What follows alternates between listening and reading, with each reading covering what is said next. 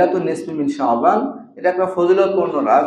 এ রাতে আল্লাহ তাআলা বান্দার দিকে মনোনিবেশ করেন এবং বান্দাকে হুকুম জুমার নামাজ আদায় করবার জন্য আল্লাহ তাআলার পবিত্র ঘর মসজিদে আসবার বসবার তৌফিক দান করেছেন এবং কোরআন ও সুন্নাহ থেকে কিছু কথা বলার এবং শোনার তৌফিক আল্লাহ তাআলা আমাদেরকে দান করছেন। এজন্য শুকরিয়া আদায় করি, আলহামদুলিল্লাহ। শ্রদ্ধাভাজন মুসল্লিবৃন্দ, আমরা অবগত আছি, গত জুমায় আমরা আলোচনা করেছিলাম যে এই মাসটা শাবান মাস চলছে। শাবান মাস হচ্ছে রমজানের মুকদ্দমা, রমজানের ভূমিকা। আল্লাহ তাআলার নেককার বান্দা যারা, তারা বহু আগ থেকে রমজানের প্রস্তুতি গ্রহণ করে। শাবান মাস যখন আসে তখন আরো বেশি দৃঢ়ভাবে প্রস্তুতি গ্রহণ করে, যেন রমজানের প্রত্যেকটা মুহূর্তকে, প্রত্যেকটা সময়কে কাজে লাগানো যায়, আল্লাহ তাআলার বন্দেগীর মধ্যে, আল্লাহর দাসত্বের মধ্যে কাটানো যায়। এই জন্য তারা প্রস্তুতি গ্রহণ করতে থাকে। তো এই ব্যাপারে আমরা গত জুমায় বলেছিলাম যে আল্লাহ রাসূল সাল্লাল্লাহু আলাইহি ওয়াসাল্লাম শাবান মাস যখন আসতো, লাগাতার পুরা মাস ব্যাপী আল্লাহ রাসূল রোজা রাখতেন। শেষের 2-3 দিন বাদ দিয়ে পুরা মাসে আল্লাহ রাসূল রোজা রাখতেন। এই জন্য আমরা চেষ্টা করতে পারি যে পুরা রমজান মাস ব্যাপী যদি পারি তাহলে তো ভালো, না পারলে অন্তত কিছু দিন করতে পারি, অথবা শাবান মাসের যে আইয়ামে বীজ 13, 14, 15 এই 3 দিন রোজা রাখতে পারি। তাহলে দেখা যাবে রোজার ব্যাপারে আমরা অভ্যস্ত হতে পারবো, রমজানকে আমরা কাজে লাগাতে পারবো, রমজানের রোজাগুলি আমাদের সুন্দর হবে। তো আজকে যে বিষয়ে কথা বলবো, শবে বারাআত, যেটা হাদিসের পরিভাষায় বলা হয়েছে লাইলাতুন নিসফি মিন শাবান। হাদিসের পরিভাষায় বলা হয়েছে লাইলাতুন নিসফি মিন শাবান, যেটা আমাদের উপমহাদেশে শবে বরাত বা শবে বারাআত নামে অধিক পরিচিতি এবং প্রসিদ্ধি লাভ করেছে। তো শবে বরাআত কি?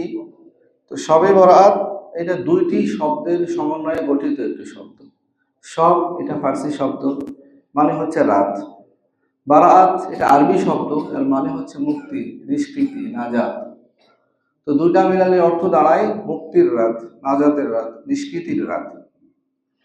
এই রাত্রে আল্লাহ তাআলার পক্ষ থেকে রহমত অবতীর্ণ হয়। আল্লাহ তাআলা এ রাতের মধ্যে বরকত অবতীর্ণ করেন, রহমত অবতীর্ণ করেন এবং অসংখ্য গুনাহগারকে আল্লাহ তাআলা মাফ করে দেন।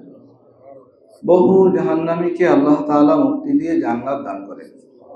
এটা বহু হাদিস দ্বারা প্রমাণিত আছে। তো এরকম একটা বরকতপূর্ণ রাত এটা।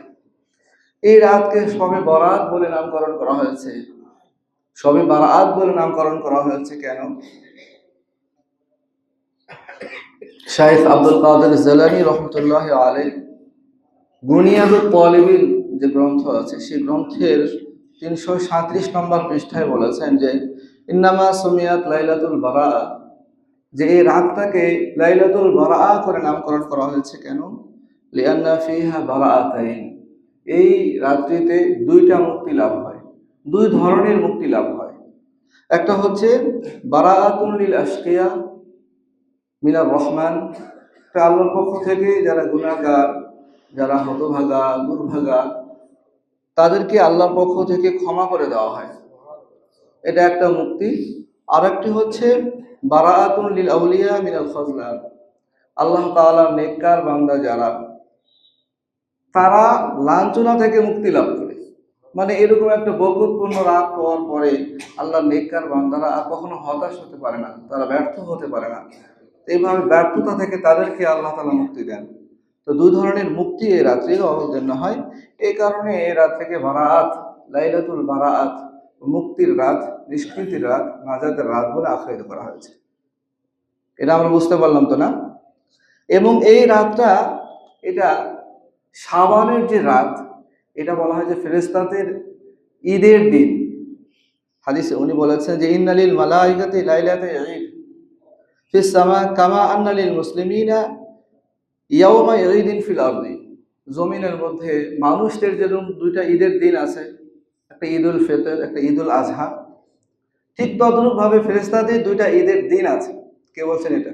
আব্দুল কাদের জিলানী রহমতুল্লাহ আলাইহি বলছেন যে ফেরেশতাদের দুইটা ঈদের দিন আছে, তো ফাঈদুল মালাইকা লাইলাতুল বারাআ ও লাইলাতুল কদর, যে ফেরেশতাদের ঈদের দিন হচ্ছে শবে বরাতের রাত্রি আর একটা শবে কদরের রাত্রি। এটা ফেরেশতাদের ঈদের রাত। আর ফেরেশতাদের ঈদটা হয় রাতের বেলা, কারণ তারা তো ঘুমায় না, আমরা ঘুমাই, এজন্য আমাদের ঈদ হচ্ছে দিনের বেলা, আর ফেরেশতাদের ঈদ হচ্ছে রাতের বেলা। তো এই যে শবে বরাতের রাত, এটা ফেরেশতাদের ঈদের রাত, খুশির রাত। কেন খুশি? অবশ্যই আল্লাহ তাআলার পক্ষ থেকে বহুত রহমত অবতীর্ণ হয়, এই জন্য তারা খুশি প্রকাশ করে, উচ্ছ্বাস প্রকাশ করে, আনন্দ প্রকাশ করে। এটা হচ্ছে শবে বরাতের পরিচিতি। শবে বরাতটা কি এটা বলা হয়। এরপরে যেটা, শবে বরাত নিয়ে আমাদের সমাজে অনেক প্রান্তিকতা আছে, বাড়াবাড়ি ছাড়াছাড়ি আছে। একদল মানুষ যারা সরাসরি শবে বরাতকে অস্বীকার করে বসে, যে শবে বরাত বলতে কিচ্ছু নাই, এর কোনো ফজিলত নাই, এর কোনো সওয়াব নাই, এগুলো ইবাদত করার কোনো গ্রহণযোগ্যতা নাই, বেদাত, নানা কথা সমাজের মধ্যে ছড়িয়ে দিয়েছে। এতে সাধারণ মানুষ নানা ধরনের সংশয়ের মধ্যে পড়ে যায়। একদিকে তারা শোনে যে এর ফজিলত আছে, অপরদিকে শোনে যে কিছু নাই। তো এটা একটা মানুষের মনের মধ্যে সংশয় তৈরি হয়। এই যে প্রান্তিকতা, বাড়াবাড়ি ছাড়াছাড়ি, কেউ বলছেন যে কোনো অস্তিত্বই নাই, আবার আরেকদল মানুষ এটাকে বাড়াইতে বাড়াইতে এমন একটা পর্যায়ে নিয়ে গেছে, বেদাতের পর্যায়ে নিয়ে গেছে। তো শরীয়তে কোনোটাই কাম্য না। কোরআন এবং হাদিসে যেটা আছে সেটাকে আমাদেরকে মানতে হবে। আমাদের সমাজের মধ্যে যারা রয়েছে, যে সালাফি যারা বলে, আহলে হাদিস যারা নিজেদেরকে দাবি করে, তারা এটাকে পুরাপুরি শবে বরাতকে অস্বীকার করে বসে। এখন যেহেতু অনলাইনের যুগ, সোশ্যাল মিডিয়া আমাদের হাতে হাতে, এরকম বহু বক্তব্য আমাদের হাতে আসবে। আমরা যেন বিগড়ে না যাই ওই সকল বক্তব্য শুনে। যারা গায়রে মুকাল্লিদ, লা মাযহাবি আহলে হাদিস, তারা এরকম কথা বলবে যে কোনো অস্তিত্ব নাই। এই কথাটা তারা কেন বলে? এই কথাটা বলবার কিছু কারণ আছে। একটা কারণ হচ্ছে যে শবে বরাত সংক্রান্ত যে সমস্ত হাদিসের বিবরণগুলি আছে, এর মধ্য থেকে কিছু কিছু বিবরণ দুর্বল, মানে কিছু কিছু রাবি, বর্ণনাকারী দুর্বল। এই দুর্বলতার কারণে দুই একটা হাদিসের মধ্যে এরকম দুর্বলতা আছে। এই কারণে এইটাকে কেন্দ্র করে তারা পুরা শবে বরাত সংক্রান্ত সমস্ত হাদিসকেই তারা অস্বীকার করে দিয়েছে। অথচ এই লা মাযহাবি যারা, যারা আহলে হাদিস নিজেদেরকে বলে, যারা আচ্ছা আহলে হাদিস তো আসলে আমরাই, যারা হাদিস মানে তারা তো আহলে হাদিস, কিন্তু তারা একটা নাম নিজের জন্য বানায় নিছে। তো যেটাই হোক, তো এই আহলে হাদিসটা তারা যাদেরকে অনুসরণ করে, ফলো করে, যাদের কথা মতো তারা চলে, এই সমস্ত মোটামুটি ৩-৪ জন এরকম আছে, তাদেরকে খুব ফলো করে। তো শবে বরাত নিয়ে ওই সমস্ত আলেমের বক্তব্য কি, তারা কি বলেন? তো আমরা যদি একটা শুনি, তারা যাদেরকে অনুসরণ করে তার মধ্যে অন্যতম হচ্ছে শাইখুল হাদিস ইবনে তাইমিয়া রহমতুল্লাহ আলাইহি। এই লামাযহাবীরা ওনার সব বক্তব্য নেয়, উনি কি বলছেন এটাকে ফলো করে। তো এই যে ইবনে তাইমিয়া রহমতুল্লাহ আলাইহি, তিনি কি বলেছেন শবে কদর, শবে বরাত সম্পর্কে? উনি বলতেছেন, ওনার যে কিতাব আছে মাজমাউল ফুতোয়া, এই কিতাবের 23 খণ্ডের 136 নম্বর পৃষ্ঠায় উনি বলেছেন এই কথাটা, যে ইন্নাহা লাইলাতুন মুফাদ্দালাতুন।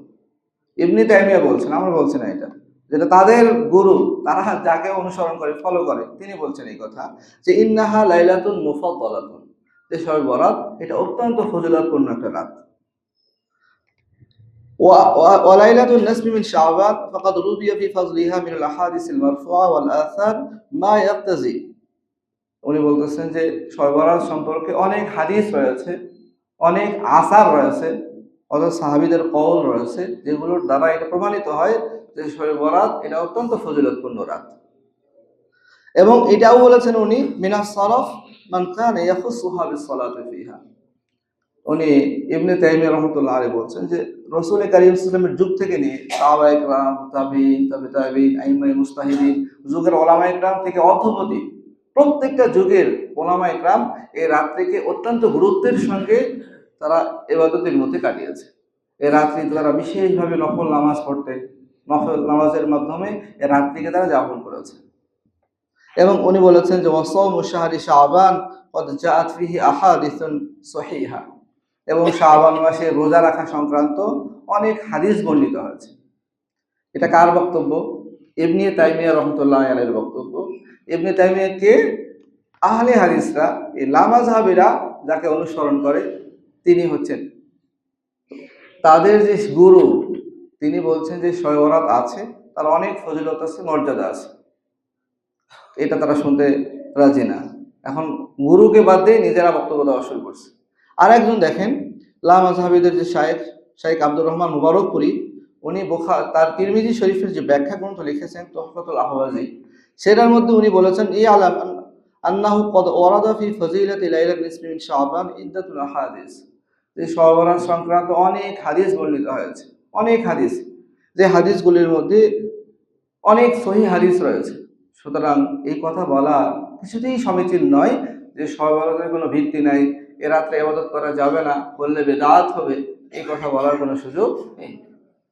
তাদের আরেকজন যিনি অত্যন্ত গুরুত্বপূর্ণ, তারও বক্তব্য আছে যে জুমলাতুল কওল আন্নাল হাদিস বিমাজমু' হাযিহি তুরুক সহিহুন বিলা রাইব, যে শবে বরাত সংক্রান্ত যে হাদিসগুলি রয়েছে এই সবগুলো সহিহ, সুতরাং শবে বরাতকে ভিত্তিহীন বলার কোনো সুযোগ নেই। এই বক্তব্যের দ্বারা আমরা এটা বুঝতে পারলাম যে শবে বরাতের অস্তিত্ব আছে, এর ভিত্তি আছে, আর ফজিলতপূর্ণ একটি রাত। এ রাতে আমাদের সালাফরা, আমাদের পূর্বপুরুষ যারা ছিল, তারা ইবাদত বন্দেগী করেছেন, সুতরাং আমাদেরকেও করতে হবে। শবে বরাতের কয়েকটা হাদিস শুনে আপনাদেরকে ফজিলত সম্পর্কে।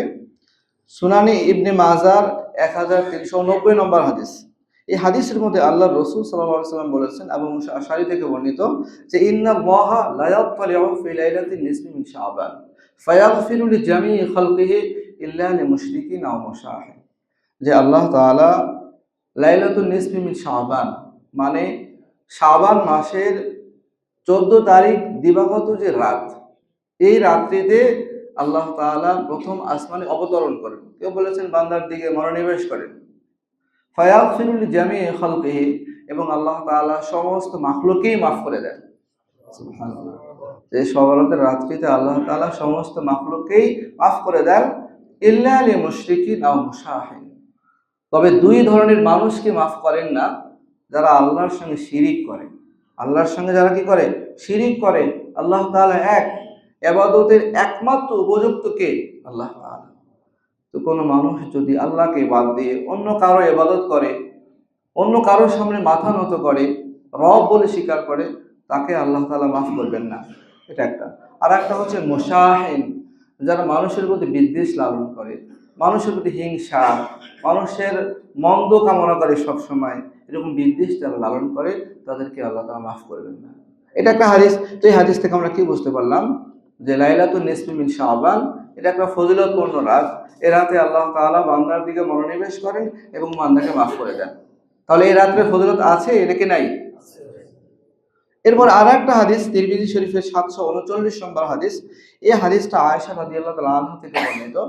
তিনি বলছেন যে ফাকাতুন নবী সাল্লাল্লাহু আলাইহি ওয়াসাল্লাম, রাসূল কারীম সাল্লাল্লাহু আলাইহি ওয়াসাল্লাম সেই রাত্রিতে হযরত আয়েশা সিদ্দিকা রাদিয়াল্লাহু তাআলা আনহা ঘরে ঘুমিয়েছিলেন।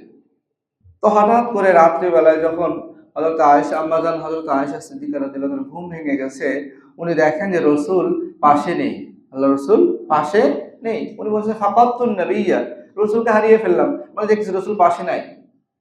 উনি কি করলেন? যে ফাখারাজতু আতলুবুহু, উনি বলছেন যে আমি বের হলাম রাসূলকে তালাশ করার জন্য, দেখি রাসূল কোথায় গেছেন। উনি হয়তো ভেবেছেন যে আল্লাহর রাসূল হয়তো অন্য কোনো বিবির ঘরে গেছেন, আজ তো আমার ঘরে থাকবার কথা, তাহলে রাসূল নাই কেন? অন্য কোনো বিবির ঘরে গেলেন কিনা তালাশ করার জন্য উনি বের হয়েছেন। তো ফাইজা হুয়াল বাকি রাফিউন রাসাহু ইলা সামা, উনি দেখলেন যে আল্লাহর রাসূল সাল্লাল্লাহু আলাইহি ওয়াসাল্লাম বাকি নামক যে কবরস্থান, সেখানে দাঁড়িয়ে আসমানের দিকে মাথা উত্তোলন করে আছেন, দোয়া করছেন। তো ফাকাল ইয়া আয়েশা আকুনতি তাখাফিনা আন ইয়াখিফা আল্লাহু আলাইকা ওয়া রাসূলুহু, আল্লাহর রাসূল হযরত আয়েশা সিদ্দিকা রাদিয়াল্লাহু তাআলা আনহা থেকে বললেন যে আয়েশা, তুমি কি মনে করেছো যে আল্লাহ এবং রাসূল তোমার খেয়ানত করবে, তোমার হক নষ্ট করবে? তুমি এটাকে মনে করেছো? আজকে তোমার ঘরে থাকবার কথা, আল্লাহর রাসূল সেটা বাদ দিয়ে অন্য কোনো বিবির ঘরে গেছেন, তুমি এটা মনে করেছো যে তোমার হক আমি নষ্ট করছি? তুমি কি এটা মনে করেছো? তো আয়েশা সিদ্দিকা রাদিয়াল্লাহু তাআলা আনহা বলছেন যে কদ কুলতু ওমা বিযালিকা ওয়ালাকিন্নী যানানতু আন্নাকা আতাইতা বা'যা নিসাই, উনি আবার স্পষ্ট ভাষায় বলেছেন, আমি এটাই মনে করেছিলাম যে হয়তো আপনি অন্য কোনো বিবির ঘরে গিয়েছেন। আমরা তো অনেক সময় মনে থাকে একটা, মুখে বলি আর একটা। উনি এ ধরনের কোনো কিছুর আশ্রয় নেননি, স্পষ্ট ভাষায় বলেছেন, হ্যাঁ আমি এটাই মনে করেছিলাম যে আপনি হয়তো বা অন্য কোনো বিবির ঘরে গিয়েছেন। তো আল্লাহ রসুল এরপরই বললেন, ইন্নাল্লাহ তাআলা ইয়ানজিলু লাইলাতান নিসফি মিন শাবান ইলা সামাইদ দুনিয়া। শোনো আয়েশা, আল্লাহ তাআলা লাইলাতুন নিসফি মিন শাবান, অর্থাৎ 14 তারিখ শাবান মাসের 14 তারিখ দিবাগত যে রাত, এই রাত্রিতে আল্লাহ তাআলা প্রথম আসমানে অবতরণ করেন। আল্লাহ তাআলা কি করেন? প্রথম আসমানে অবতরণ করেন। ফায়াগফিরু লিআকসারা মিন আদাদি শারি ওয়ানামি কালবিন, এবং আল্লাহ তাআলা কালব গোত্রের যেই পরিমাণ ছাগল রয়েছে, এই ছাগলের শরীরে যে পরিমাণ পশম রয়েছে, এই পরিমাণ গুনাহগারকে আল্লাহ তাআলা মাফ করে দেন। আর তৎকালীন সময়ে যে কালব গোত্র, তারা সবচেয়ে বেশি ছাগল লালন পালন করত। এই জন্য রাসূল উপমা দিয়েছেন যে কাল গোত্রের যে পরিমাণ ছাগল রয়েছে আর ছাগলের শরীরে যে পরিমাণ পশম রয়েছে, এই পরিমাণ গুনাহগারকে আল্লাহ তাআলা কি করেন? মাফ করেন। তাহলে এই হাদিস থেকে আমরা বুঝতে পারলাম যে এই রাতের অনেক বেশি ফজিলত রয়েছে। এবার আর একটা হাদিস শোনাই।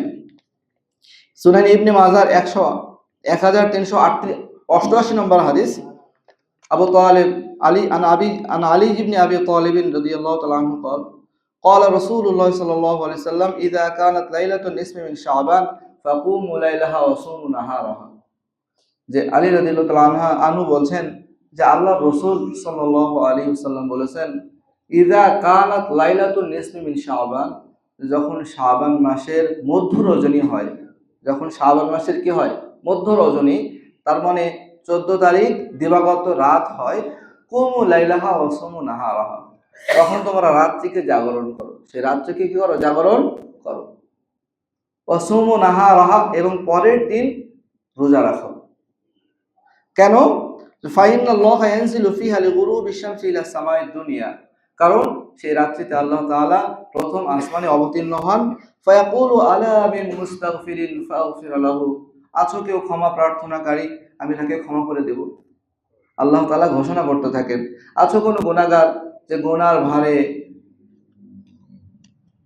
নুয়ে পড়েছো, তুমি আছো, আমি আল্লাহ তাআলার কাছে ক্ষমা প্রার্থনা করো, আমি তোমাকে ক্ষমা করে দেব। এরপরে আল্লাহ তাআলা বলেন, আলা মিন মুস্তারজিকিন ফারযুকাহু, আছো কোনো রিজিক অন্বেষণকারী, রিজিকের সংকটে তুমি ভুগতেছো, তুমি আমি আল্লাহর কাছে চাও। এরকম ভাবে আল্লাহ তাআলা বলেন, আছো কোনো মুসিবতগ্রস্ত, আমি আল্লাহ তাআলার কাছে দোয়া করো, আমি তোমার মুসিবতকে দূর করে দেব। এইভাবে করে আল্লাহ তাআলা মানুষের প্রয়োজন নিয়ে নিয়ে ডাকতে থাকেন যে আমার কাছে বলো তোমরা। তাহলে এই হাদিস থেকে আমরা কি বুঝতে পারলাম? যে শবে বরাতের ফজিলত আছে নাকি নাই? আছে। এরপরে আর একটা হাদিস, মুসান্নাফে আব্দুর রাজ্জাক কিতাবের 8175 নম্বর হাদিস। এই হাদিসটা আব্দুল্লাহ ইবনে ওমর রাদিয়াল্লাহু তাআলা আনহু থেকে বর্ণিত। রাসূল করিম সাল্লাল্লাহু আলাইহি ওয়াসাল্লাম বলেছেন যে খামসু লায়ালিন লা ইয়ারুদ্দু ফীহিন্না দুআ, যে 5টা রাত এরকম আছে যে রাত্রিতে বান্দা যখন আল্লাহর কাছে দোয়া করে তো আল্লাহ তাআলা সেই দোয়াকে ফেরত দেন না। এই দোয়া কখনো প্রত্যাখ্যাত হয় না, আল্লাহ তাআলা দোয়াকে কবুল করেন। 5টি রাত এরকম রয়েছে। তো তার মধ্যে থেকে একটা হচ্ছে লাইলাতুল জুমআ, জুমআর রাত, অর্থাৎ বৃহস্পতিবার দিবাগত যে রাত, শুক্রবারের যে রাত, এই রাত্রিতে দোয়া করলে আল্লাহ তাআলা দোয়াকে কবুল করেন। এরপরে বলেছেন ওয়া আউয়ালু লাইলাতিন মিন রজব, রজব মাসের প্রথম যে রাত, এই রাত্রিতে দোয়া করলে আল্লাহ তাআলা কি করেন? দোয়া কবুল করেন। আরেকটা কি? লাইলাতুন নিসফি মিন শাবান, শাবান মাসের মধ্য রজনী, মানে 14 তারিখ দিবাগত যে রাত, এই রাত্রিতে দোয়া করলে আল্লাহ তাআলা দোয়া কবুল করেন। এবং 2 ঈদের রাতে দোয়া করলে আল্লাহ তাআলা কি করেন? দোয়া কবুল করেন। তাহলে এই হাদিস থেকে আমরা বুঝতে পারলাম যে শবে বরাত শরীয়তে আছে, এই রাত্রির অনেক ফজিলত আছে। এই রাত্রিতে আল্লাহ তাআলা দোয়া করেন, দোয়া কবুল করেন এবং বান্দার গুনাহকে মাফ করে দেন। আল্লাহ তাআলা বান্দাকে রিজিক দান করেন। এই বিষয়গুলো আমরা হাদিস থেকে বুঝতে পারলাম।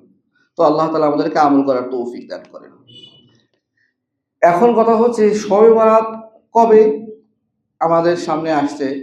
যে আগামী মঙ্গলবার দিবাগত রাত, মঙ্গলবার দিবাগত রাত শবে বরাত।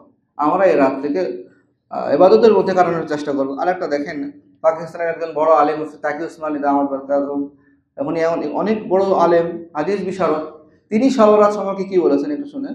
वाक़या ये है कि शब बारात के बारे में ये कहना बिल्कुल गलत है कि उसकी कोई फजीलत हदीस से साबित नहीं है। हकीकत ये है 10 सहाबा इकराम रज़ियल्लाहु तआला अन्हुम से अहादीस मरवी हैं जिनमें उस रात की फजीलत नबी करीम सल्लल्लाहु अलैहि वसल्लम ने बयान फरमाई है। उनमें बाज़ अहादीस सनद के एतबार से बेशक कुछ कमज़ोर हैं। उन अहादीस के कमज़ोर होने की वजह से बाज़ उलमा ने ये कह दिया कि उस रात की फजीलत बेअसल है। लेकिन हज़रत मुहद्दिसीन और फ़ुक़हा का ये फ़ैसला है कि अगर एक रवायत सनद के एतबार से कमज़ोर हो लेकिन उसके तायद में बहुत से अहादीस हो तो उसकी कमज़ोरी दूर हो जाती हैं।